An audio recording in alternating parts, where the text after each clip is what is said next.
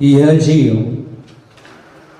अनादिकालीन अज्ञान के कारण इस दुखमय संसार में भ्रमण करता आ रहा है। यह जीव अज्ञानी कब तक कहलाएगा? ध्यान रहे, जीव का स्वभाव ज्ञान मात्र ही है। जानना और आनंद इसका स्वभाव है। फिर भी यह अज्ञानी कैसे बना, कब बना, क्यों बना, इसका व्याख्यान आचार्य महाराज आज की चर्चा में करेंगे। हमारा स्वभाव ज्ञान रूप है, तो हमें हमेशा ज्ञान की ही उपासना करनी चाहिए थी, लेकिन वह अज्ञान रूप हमारी उपासना हो रही है। इसका कारण क्या है? तो आचार्य महाराज कहते हैं, हमें समझना चाहिए कि अज्ञान मेरा स्वभाव नहीं है, फिर भी यह अज्ञान की उपासना क्यों करता है? इसका समाधान आचार्य भगवान ग्रंथराज समयसार के माध्यम से हमें देने का प्रयास कर रहे हैं। यह जीव ज्ञान स्वरूपी है, ज्ञान स्वभावी है, लेकिन कर्मोदय के वशात इस जीव ने संपूर्ण बाह्य पदार्थों का आश्रय लिया है, बाह्य पदार्थों को अपना मान रहा है और स्व के स्वभाव को भूल गया है। इसलिए आज का मानव ज्यादा दुखी है, और जब तक यह पर पदार्थों का आश्रय करता रहेगा तब तक वह दुखी ही रहेगा। यह जीव जब तक इस नश्वर देह से, कर्म से, नो कर्म से निराला जो अपना ज्ञान स्वभाव है और उस ज्ञान स्वभाव का अनुभव नहीं करता, तब तक इस संसार में वो दुखी ही रहेगा।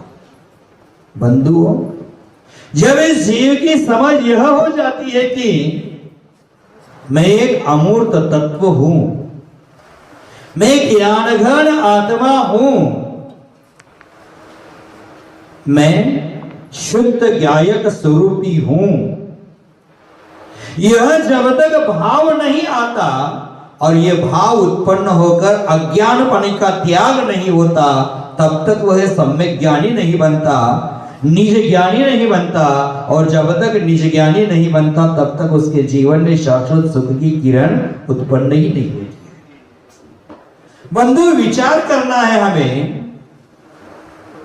हमारे जीवन में ज्ञान का आनंद पाना है तो ज्ञानानुभव से तृप्ति रखें, और ज्ञानानुभव से तृप्ति रखने रहना ये जीव के लिए अत्यंत सुगम है, सरल है, सहज है। लेकिन जब तक आनंद स्वरूप ज्ञानानुभव से मुख मोड़ लेता है, तब तक वह रास्ता सुगम नहीं, अत्यंत कठिन लगता है। इस कठिन रास्ते से मुझे आगे जाना है, अज्ञान का त्याग करना है और अपने स्वरूप का भान करना है। बंधु, ध्यान देना, जैसे हम एक ही घर में रह करके पत्नी और बच्चों से मुख मोड़ लिया जाए, तब एक घर में रहकर भी हम एक दूसरे से जुड़े रहते हैं, हमें परदेशी कहते हैं। बाह्य जगत में रहने के बराबर ही है वह। इसी प्रकार इस चेतन आत्मा से हमने मुख मोड़ लिया है, इसीलिए वह अपने स्वरूप से बहुत दूर भाग चुका है, इसलिए हमारा कल्याण नहीं हो रहा है। बंधु, हमारा कल्याण विषय भोगों का त्याग करने से है, कषायों का त्याग करने से हमारा कल्याण है। आज तक हम ये सुनते भी आ रहे हैं कि कषायों का त्याग करने में हमारी भलाई है, लेकिन हमने आज तक उसका त्याग नहीं किया। आत्मा का अहित करने वाले ये विषय भोग है, विषय कषाय है, यही हमें ज्यादा दुख दे रहे हैं। इसका भान हमें होना चाहिए। बंधुओं, ज्ञात रहे, ध्यान रहे, अगर हमारे मन में न विषय कषाय जागृत हो और न क्रोधादि कषाय हो तो अपना कल्याण अवश्य हो जाएगा।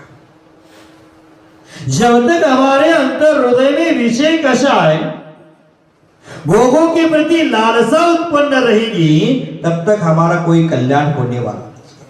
परंतु विषय कषाय करने से क्या लाभ है हमें? क्रोधादि कषाय करके हमारा लाभ क्या हुआ? सब व्यर्थ ही है। इसका विचार हमें करना चाहिए।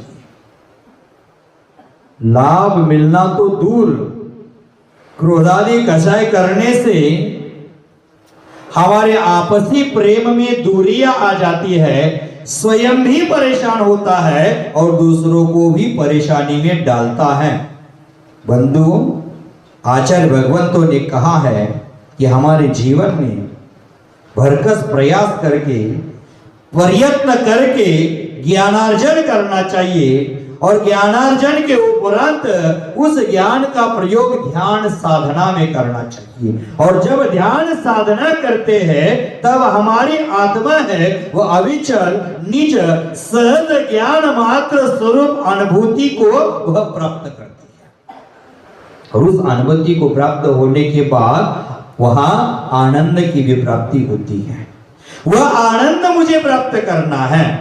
तो आज हमें इतना ही सीखना है कि दुखों की जड़ है वह मोह है। खूब परख लो, जान लो, आज वर्तमान में जो जो जीव दुखी है वो मोह के कारण ही है, और जो जो सुखी है वो मोह को छोड़ने के कारण सुखी है। ध्यान रहे, हमारा मोह छूटता नहीं, पर चीज पर वस्तु पर हम मोह करते हैं, वह चीज हमसे जरूर छूट जाती है। फिर से सुन लेना, मोह हमारा छूटता नहीं, लेकिन जिस चीज पर हम मोह करते हैं वह चीज तो हमसे जरूर छूट जाती है, रहती नहीं है हमारे पास। यही तो वास्तविकता है मनुष्य जीवन की। सब यहां का यहां पड़ा रहता है और आगे की यात्रा हमें अकेली करनी पड़ती है।